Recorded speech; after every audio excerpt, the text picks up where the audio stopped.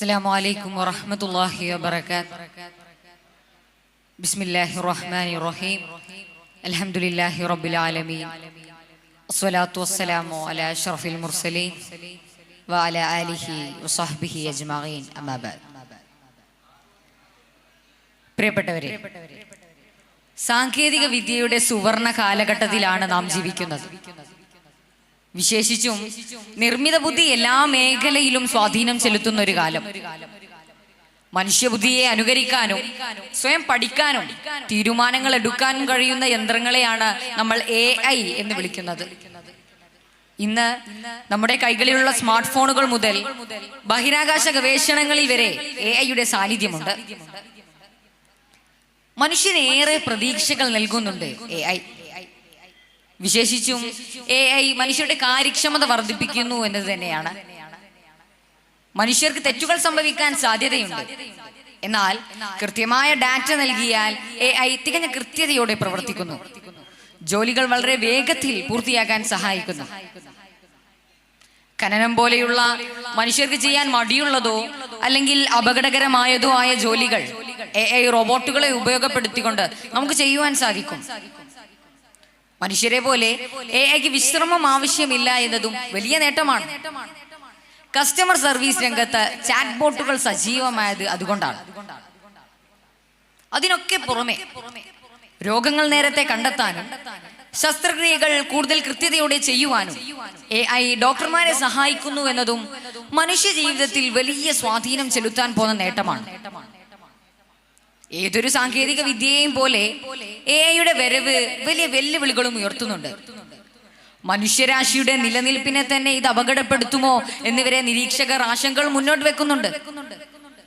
ആന്ത്രോപിക്കിന്റെ cloud പോലെയുള്ള ചില AI ഉപകരണങ്ങൾ ഈ അടുത്ത കാലത്തായി യുദ്ധാവശ്യത്തിന് ഉപയോഗപ്പെടുത്തുന്നത് വലിയ ധാർമ്മിക പ്രശ്നങ്ങൾ ഉയർത്തുന്നുണ്ട്. AI കടന്നു വരുന്നതോടെ പല മേഖലകളിലും മനുഷ്യരുടെ ആവശ്യകത കുറയുന്നു. ഇത് ഭാവിയിൽ വലിയ തോതിലുള്ള തൊഴിലില്ലായ്മക്കും കോർപ്പറേറ്റുകൾ ശക്തിപ്പെടുന്നതിനും സാമ്പത്തിക അസമത്വം വർദ്ധിക്കുന്നതിനും കാരണമാവും. ഈ 2026 തന്നെ ടെക് ഭീമന്മാർ AI കാരണം പിരിച്ചുവിട്ട ജോലിക്കാരുടെ എണ്ണം പരിശോധിച്ചാൽ നമുക്കത് വ്യക്തമാവും. ക്ലൗഡ് ഫെയർ 20% തസ്തികകൾ നിർത്തലാക്കി. അപ്രണ്ട് 25%, ബിൽകോം 30% തസ്തികകൾ നിർത്തലാക്കി.